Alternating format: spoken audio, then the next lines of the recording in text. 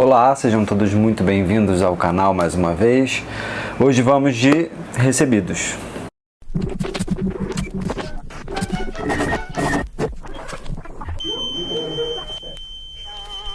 Tem um monte de recebidos atrasados aqui no canal, desde janeiro, fevereiro, março. Como agora a gente está retomando, eu vou mostrar os recebidos desses primeiros meses do ano, do que os parceiros aqui do canal mandaram aqui para casa. Selecionei alguns, os principais, assim, para fazer um apanhado desses últimos recebidos, que provavelmente vão aparecer aqui resenhados no canal em breve. Desde já, o meu muito obrigado para todas as editoras que mandam aqui livros maravilhosos, Todavia, Companhia das Letras, a editora Fósforo, a editora Aleph, sempre muito parceiras, mandando coisas aqui para casa.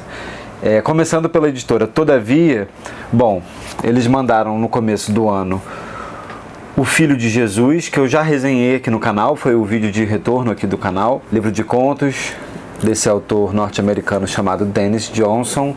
É um livro excelente, vejam o vídeo aqui, vou deixar o cardzinho aqui em cima, assistam a resenha, livrinho pequeno, mas fabuloso, excelente, que a Todavia mandou aqui para casa. A Todavia também me mandou esse aqui, que é do Frank Kermode, chamado O Sentido de um Fim, Estudos sobre a Teoria da Ficção. Frank Kermode é um crítico literário muito respeitado, em inglês. Eu só li do Frank Kermode A Linguagem de Shakespeare, no meu vídeo sobre o Macbeth, que tem aqui no canal. Aliás, eu gosto particularmente desse vídeo, eu vou deixar ele também linkado aqui em cima, se você nunca viu. Eu falo do livro do Frank Kermode, A Linguagem de Shakespeare, que é uma análise crítica de várias peças do Shakespeare e é bem boa, é muito boa. O Sentido de um Fim é um livro de 1965 e se tornou o mais celebrado livro do Frank Kermode na obra de um dos grandes nomes do pensamento do século XX. O autor traz exemplos que vão de Platão a Shakespeare, passando por James Joyce, passando por Yeats e até pelo Apocalipse bíblico, para construir uma das interpretações mais sólidas e originais da história da crítica literária. Parece que nesse livro o Kermode vai partir de um princípio de que a vida do homem é muito curta e ele vive angustiado com essa ideia de que a sua vida é só um meio curto, uma parcela de história que ele não pode viver, e por isso ele precisa engendrar ficções literárias ou não, para poder pensar em padrões temporais focados sempre na ideia de fim, de finalidade, de como é que termina, na ideia de apocalipse, enfim. E aí ele vai usar o Platão, a Bíblia, ficções literárias, enfim, para pensar a ideia de passagem do tempo e de fim. Então, O Sentido de um Fim, Estudos sobre a Teoria da Ficção, do Frank Kermode. Eu adoro Kermode, eu vou querer ler isso com certeza em breve. A Todavia também mandou para cá esse aqui chamado Departamento de Especulação, da Jenny Offill. Jenny Offill. Jenny Offill é uma autora americana, deve ser, deixa eu ver. Isso, vive no estado de Nova York. E esse é um livrinho também curto, ele é curioso porque ele é todo feito em, parece como se fossem aforismos, em bloquinhos bem curtinhos assim.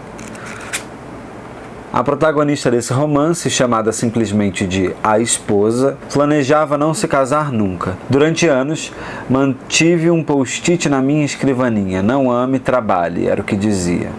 Mas, como essa narrativa ágil e fragmentária nos mostra, as vontades por vezes se transformam e a personagem acaba num relacionamento com um músico, com quem se casa.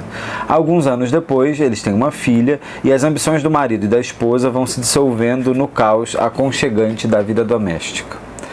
Departamento de Especulação é como são assinadas as cartas de trocas entre os dois, nas quais divagam sobre intimidade, literatura, ciência e a arte e sobre o sentimento de solidão que perpassa a vida. Enquanto o casal atravessa diversas catástrofes mundanas, uma infestação de insetos, um bebê com cólica, um caso amoroso e escolhas profissionais motivadas por problemas financeiros, a esposa medita sobre o lugar que ocupa no mundo, invocando de Keats a Kafka, aos estoicos e aos cosmonautas russos. Organizado em capítulos curtos que soam quase como aforismos, esse romance mostra de que maneiras a experiência inclassificável do amor materno pode resultar na destruição quase completa do eu. Ao fim, o livro, construído com uma concisão literária apenas aparente, coloca em perspectiva a vida familiar e as exigências, sobretudo aquelas impostas às mulheres. É a primeira obra de Jane Offill publicada no Brasil. Departamento de Especulação. Foi eleito um dos livros do ano do New York Times em 2014, alçando-a como uma das escritoras de maior destaque da literatura norte-americana contemporânea. A capa é convidativa, bonita. Jane Offill. Departamento de Especulação, também da Todavia. A Todavia me mandou também, junto com esse, o Pureza, do Garth Greenwell. O Garth Greenwell é um autor americano também, poeta, crítico e professor. E pela Todavia saiu um outro dele, chamado O Que Te Pertence, que muita gente elogia bastante. Eu ouvi muitos elogios a respeito do anterior, né, O Que Te Pertence. Ainda não ouvi muita coisa sobre o Pureza. Eu sei que o Garth Greenwell costuma escrever histórias muito a partir da própria vida dele, mas enfim, histórias com personagens GLBT, diversidade, GLS. Isso significa que é bom? Não sabemos, temos que ler, mas já acende um alerta para o nosso interesse. Vamos ver o que fala a orelha desse aqui. Na cidade de Sofia, na capital da Bulgária, respiram-se os ares agitados de uma democracia recém-conquistada. Por suas ruas desfilam jovens estudantes cheios de desejo e esperança a entoar canções sobre a conquista de novas liberdades, enquanto os antigos, brutais e cinzentos prédios socialistas se deterioram lentamente. Em meio a essa atmosfera efervescente, cheia de eletricidade, libido e busca pelo prazer, Garth Greenwell dá voz a um professor americano que fez da Bulgária sua casa. No início do romance, o nosso protagonista acaba de se separar de R., um estudante de Portugal, o único homem que já amou com um sentimento de pureza que nem imaginava ser possível. Nessa nova etapa da sua vida, uma série de encontros com estudantes, outros escritores como ele, ou amantes esporádicos, revelam novas formas de intimidade, de poder sexual e desejo, que o confrontarão com suas cicatrizes. O romance começa justamente quando a história de amor termina. É o momento em que o narrador descobre a vida que se abre para ele sob o signo do desespero, mas também da liberdade. Os aplicativos de encontro, Grindr, descortinam um imenso campo de aventuras possíveis. Uma transformação social e também física se dá quando ele vivencia a submissão sadomasoquista com um estranho. Gostei. Aqui eu já começo a gostar. Questionando os limites do prazer, da dor e do abandono aos desejos do outro. Interessante. No centro desse tríptico, ele relembra sua história de amor com R, as primeiras semanas depois, a rotina apaixonada e a partida inexorável do seu amante. Por fim, na terceira parte do livro, reencontramos o narrador após o rompimento, dessa vez tentando a dominação sexual e brincando com os limites dos seus princípios morais, ao flertar com um de seus ex-alunos. O aclamado segundo romance de Garth Greenwell pode ser lido como um livro de histórias ou como uma delicada sinfonia em 3 movimentos. Com sua prosa sensual e rica em detalhes, meditações e descrições acuradas, Garth Greenwell consegue capturar no papel os diferentes dialetos do erotismo e do desejo contemporâneos em um texto de força extraordinária. Pô, eu fiquei interessado, hein? Mas eu acho que eu vou ler primeiro o anterior. Primeiro eu vou ler o anterior, O Que Te Pertence, e depois eu vou ler o Pureza. Obrigado pelo envio, Todavia, mais um. E a Todavia também me mandou esse aqui, que é O Castelo de Gelo, do Tarjei Vezas, que é um autor norueguês. Pelo que eu sei da Noruega, nada. Importante, nasceu em Telemark, no sul da Noruega, autor prolífico, conhecido principalmente por seus romances e contos. Apreciador de longas caminhadas, fez das paisagens nórdicas uma característica predominante da sua obra, também permeada por temas como a infância, a culpa e a perda. Eu achei essa capa belíssima. De todas, eu acho, desses da Todavia que chegaram, essa é a capa mais bonita. Vamos dar uma olhada aqui na narrativa sobre o que é o resumo da história. Acho que é sobre centrado em duas meninas, vamos ver. Durante as férias escolares, a tímida Un fica órfã e é acolhida pela tia em um vilarejo remoto da Noruega. Adoro esses nomes noruegueses, né? Tipo, Un, U-N-N. Logo no retorno às aulas, Sis, uma menina extrovertida, uma chama Un, a outra chama Sis. Sis. Logo no retorno às aulas, Sis, uma menina extrovertida e querida por todos, se encanta com a personalidade intrigante de Un. Depois de algumas tentativas mal-sucedidas, ela consegue se aproximar da nova colega, que a convida para visitá-la em uma noite gélida no fim de outono. O encontro, cercado de curiosidade e tensão, acontece no quarto de Un. E desde o primeiro momento, as duas meninas de 11 anos, embora muito diferentes entre si, sentem uma conexão especial. Mas o que elas veem quando se olham juntas no espelho? Qual é o segredo que Un gostaria de confidenciar quando revela: "Eu não sei se vou para o céu"? Por que Sis reage de forma tão brusca à declaração da sua nova amiga? Sis precisa buscar essas respostas. No dia seguinte, ela vai empolgada para a escola, mas Un decide que precisa ficar sozinha com seus pensamentos e sai rumo ao Castelo de Gelo, uma construção quase fantástica que se forma em torno de uma cascata congelada. Un se perde pelos corredores labirínticos do Castelo de Gelo e o mundo de Sis desaba. Ela se fecha em si mesma e se torna quase um duplo daquela menina estranha e desaparecida, e durante o longo inverno terá que lutar com a escuridão dos dias e dos seus próprios sentimentos, em uma batalha contra a solidão e contra o esquecimento. Interpretar o romance como um simples drama psicológico do início da puberdade, contudo, seria reduzir a força literária dessa obra única de Tarjei Vesaas. O Castelo de Gelo é um clássico atemporal da literatura escandinava, escrito no auge da potência criativa do autor. Com uma prosa a um só tempo sóbria e evocativa, Vesaas envolve o leitor com paisagens invernais que guardam tantos segredos quanto a mente humana. Eu achei muito bonito. Engraçado, eu adoro esses livros que se passam em ambientes muito gelados. Eu resenhei aqui no canal o Gelo, o livro da... como é que é o nome dela? Livro que saiu pela Fósforo, da Ana Kavan. Eu adorei esse livro, vou deixar também o card aqui. Estou muito afim de ler agora O Castelo de Gelo, esse romance norueguês bastante elogiado. Agora vamos para a Companhia das Letras, o que chegou aqui dessa parceiraça do canal Companhia das Letras. Chegou bastante coisa da Penguin durante esses meses do começo do ano. Chegou aqui o do Scott Fitzgerald, o Suave é a Noite, que é o Tender is the Night. Esse é um dos livros que o meu marido, Marcelo, gosta muito, assim, ele adora. E eu ainda não li. Essa capa é bonita, né? A escolha dessa fotografia. Tender is the Night. Final da década de 20, sul da França.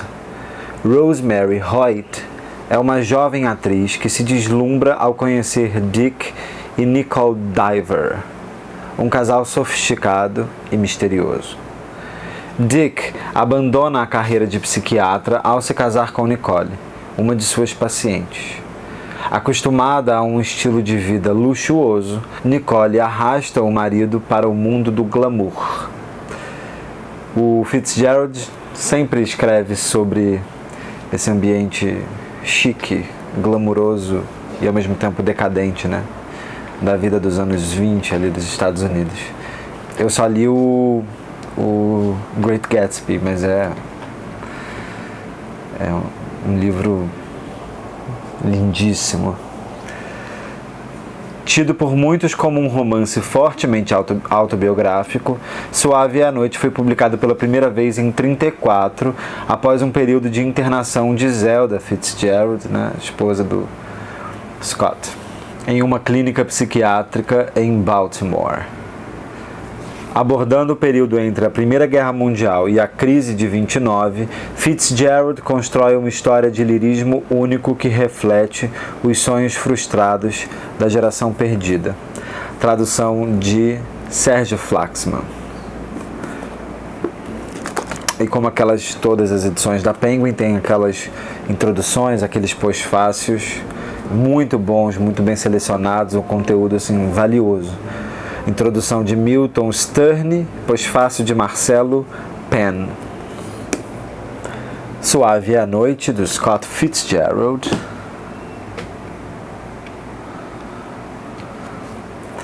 Eles também me mandaram a edição que saiu agora deles, da Antígona, do Sófocles.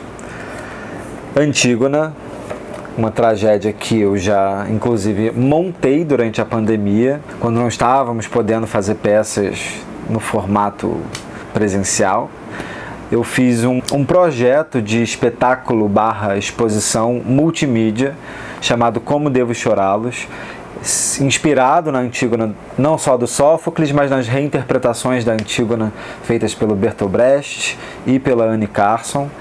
Isso virou um site, e o site continua no ar, eu vou deixar ele linkado aqui embaixo. Foi um projeto muito legal, feito por uma equipe muito maneira, apaixonada, que estavam todos doidos querendo fazer teatro no meio da pandemia. E esse projeto nos ajudou a pensar sobre o luto, enfim, tudo a partir da Antígona. Tem vídeo aqui no canal também sobre a Antígona. Vou deixar linkado no card aqui em cima, um vídeo falando sobre o mito da Antígona. Tem tudo aqui no canal, no nosso projeto Drama, né? Lendo peças de teatro. Essa é uma das minhas tragédias favoritas. É curioso porque a Antígona é a tragédia mais montada. Eu acho que é uma das peças mais montadas no mundo. Se eu não me engano, ela inclusive acho que é mais montada do que Édipo Rei. E eu achei esse fato curioso.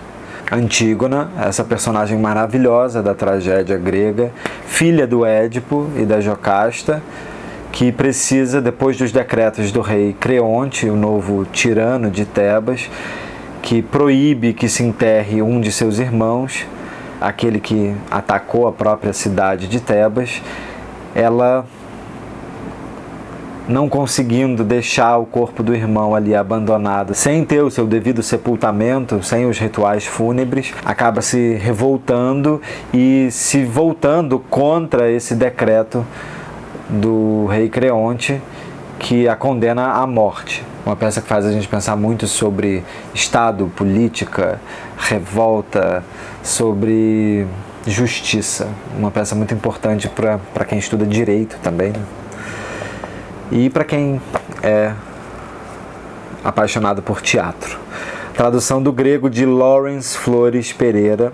Introdução, notas e anexos de Catherine Rosenfield. Essa edição da Penguin, ela tem, assim, mais da metade da edição é de texto de pós-fácil.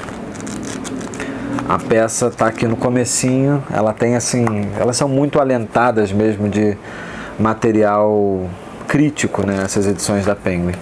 Eu adoro a Penguin é uma das minhas coleções favoritas. Chegou também do Essa de Queiroz, A Ilustre Casa de Ramírez. Amo Essa de Queiroz. Do Essa eu li o Primo Basílio e li os Maias, né, os mais famosos. Mas já faz tempo, eu li tão novinho, eu preciso reler o Essa e ler esse aqui, o Ilustre Casa de Ramírez. Também linda capa, linda escolha da imagem para essa edição. Final do século XIX, Portugal. Gonçalo Mendes Ramírez é um aristocrata rural, ansioso por ascender socialmente. Por sugestão de um antigo colega da Universidade de Coimbra, ele resolve escrever um livro que exalte os feitos da sua linhagem, narrando as agruras de Tructesindo Ramírez, um antepassado distante. Gonçalo tem como objetivo integrar o parlamento português, fato que lhe conferiria o máximo prestígio e pelo qual ele está disposto a distorcer a realidade. Fake news no século XIX, em Portugal. Publicado originalmente em 1900, após a morte do autor, a ilustre Casa de Ramírez foi vista de forma ambígua. Por um lado, a obra já foi considerada uma ode a Portugal e, por outro, uma contundente crítica aos costumes do período, com introdução de Helder Garmes. Essa de Queiroz.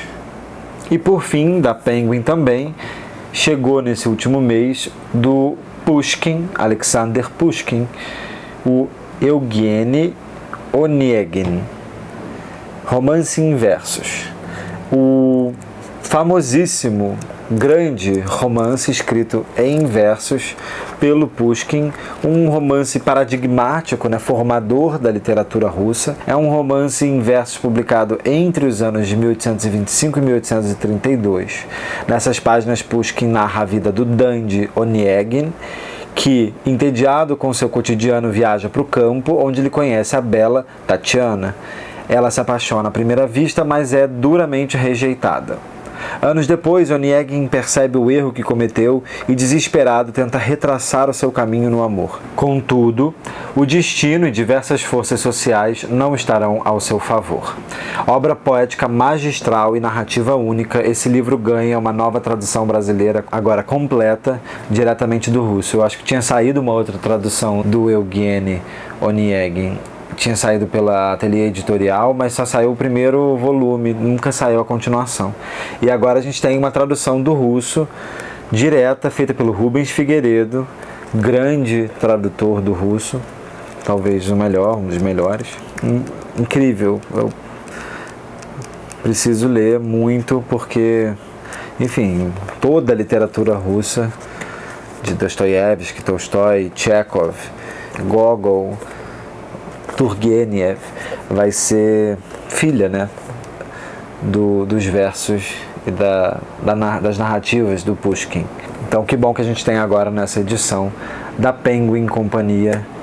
Penguin, como a gente te ama, Companhia das Letras, muito obrigado. E chegou aqui também outro clássico pela companhia, chegou do Thomas Mann, o Thomas Mann desse ano, acho que todo ano a companhia lança um ou dois, pelo menos um livro novo do Thomas Mann.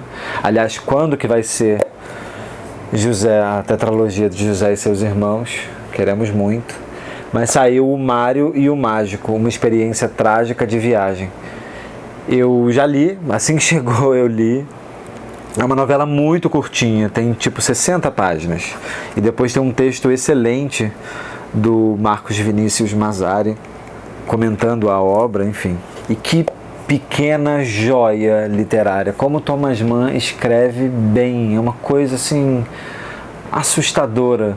Mário Mágico é a história de um narrador que vai passar umas férias numa praia ali na Itália, na cidade fictícia aqui, de Torre de Venere, e depois de uma temporada com um clima muito esquisito, muito instável, assim, ali naquele litoral italiano, ele leva as crianças para assistir o show de um mágico, de um ilusionista, e esse ilusionista, ele acaba sendo uma espécie de condensador de toda essa estranheza que estava pairando ali naquela atmosfera daquela região litorânea, em que o fascismo começa a despontar um clima de nacionalismo exacerbado, de patriotismo muito estranho, de preconceito contra estrangeiros, enfim, naquele momento em que o fascismo está sendo gestado e já está aparecendo, esse mágico, esse ilusionista, o Tipola,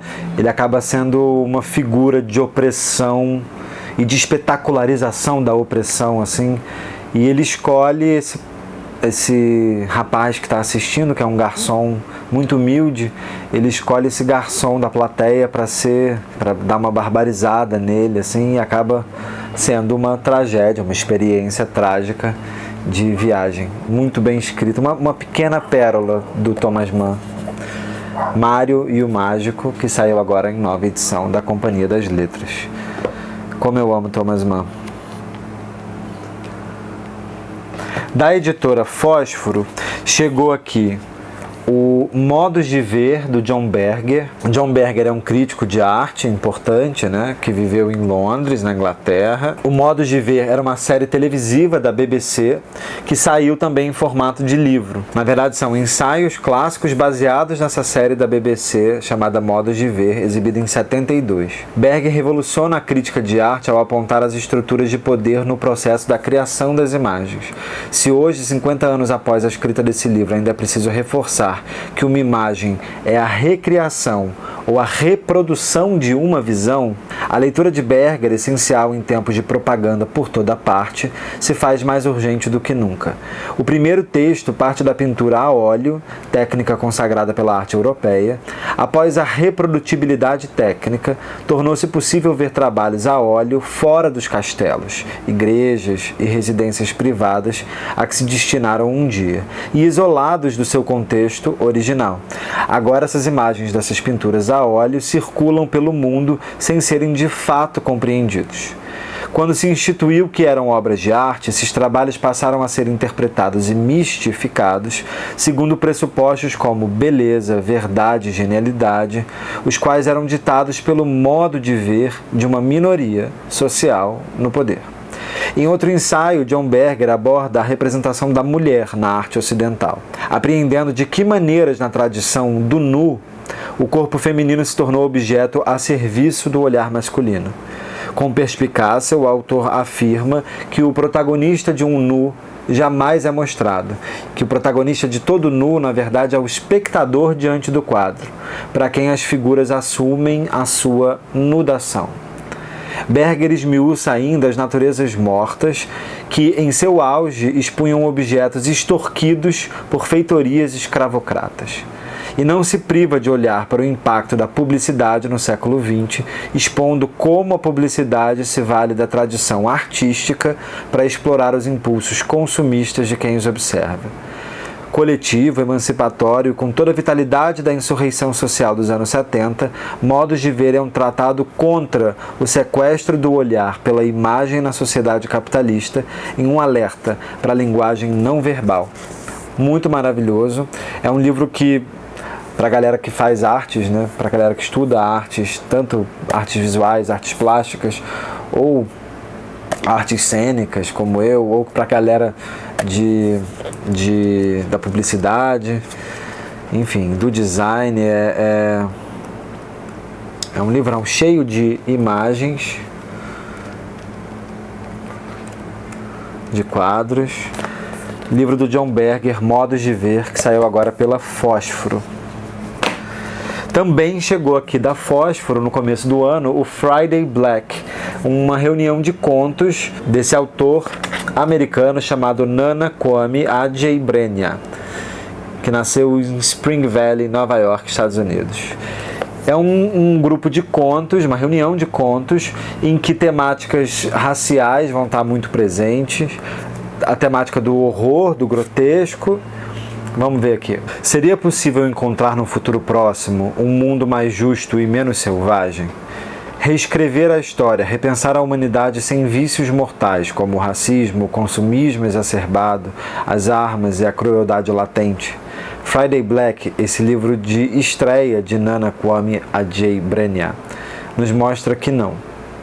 Nessa elogiada coletânea de 12 contos, definida pelo The Wall Street Journal como impressionante, tudo parece absurdo à primeira vista. Mas em seguida, o enredo assume paralelos com a realidade e transporta os leitores de volta a acontecimentos recentes vinculados à exaustão nos noticiários. No conto Os 5 de Finkelstein, o assassinato de 5 crianças negras na porta de uma biblioteca, seguido do julgamento do perpetrador racista, relembra a história de Trayvon Martin e de tantos outros jovens negros. O atentado em uma escola que coloca 2 adolescentes, vítima e algoz, numa discussão post-mortem no purgatório, é o mote de Cuspindo Luz. A corrida mortífera de humanos zumbis pelo consumo na Black Friday, numa elegia ao capitalismo sanguinário e às suas injustas relações de trabalho, se repete nos contos aterrorizantes Friday Black e Como Vender uma Jaqueta segundo o Rei do Gelo, e também no conto No Varejo. Nesse livro, a violência e o grotesco atingem seu nível máximo, sem cortes, como numa caricatura da sociedade moderna. O futuro, uma alegoria do tempo presente, é apresentado em visão panóptica, pela qual quem lê se reconhece como voyeur de algo que gostaria de experimentar. Em Friday Black, é por meio da barbárie que o ser humano sacia os seus desejos mais irascíveis. A.J. Brenia, grande promessa da literatura norte-americana contemporânea, é um radical do absurdo. Com humor mordaz, coloca os leitores em uma situação constrangedora, numa mixórdia de sentimentos que só os grandes escritores conseguem produzir. Não existe alívio. Segundo o próprio autor, nada é mais chato do que final feliz. Frase que talvez resuma esta obra, reflexo do século XXI. Eu estou super afim de ler o Friday Black. Eu acho essa capa uma das mais bonitas também dos livros que foram lançados agora nesse início de ano. Essa capa aqui, pô, um posterzão isso aqui. Lindo. Obrigado, editora Fósforo. E a editora Aleph me mandou, esse não é um lançamento, mas eles me mandaram porque eu estou fazendo leitura de várias coisas do Philip K. Dick. Vai sair um vídeo aqui do Philip K. Dick já já. E eles me mandaram O Tempo em Marte. Eu sou muito viciado em Philip K. Dick, então sempre que eu posso eu estou lendo a obra dele. Eu enfio entre as minhas leituras, os meus trabalhos, um livro do Philip K. Dick. Ele é o meu grande autor favorito da ficção científica e acho que o único que faltava aqui para minha coleção era O Tempo em Marte, e a Aleph me mandou esse livro em que a humanidade tenta estar lá num processo de colonização de Marte. O Tempo em Marte é uma trama de poder, de ambição, que questiona os valores da natureza humana e da realidade. Obrigado, Aleph, por ter mandado mais esse livrão do Philip K. Dick aqui. Eu tô doido para ler, vou ler e já faço resenha aqui no canal. Eu fico muito empolgado com as edições do Philip K. Dick da Aleph. Muito obrigado. Esses foram os livros que chegaram aqui nos meses de janeiro, fevereiro e março. Me digam quais que vocês querem ver resenhas aqui. Já tem resenha para 2, né? O Filho de Jesus, e vai sair daqui a pouco a resenha de Mário e o Mágico. Me digam se vocês querem ver algum desses livros resenhados aqui. Valeu, muito obrigado. E a gente se vê num próximo vídeo aqui do canal. Até a próxima. Tchau, tchau.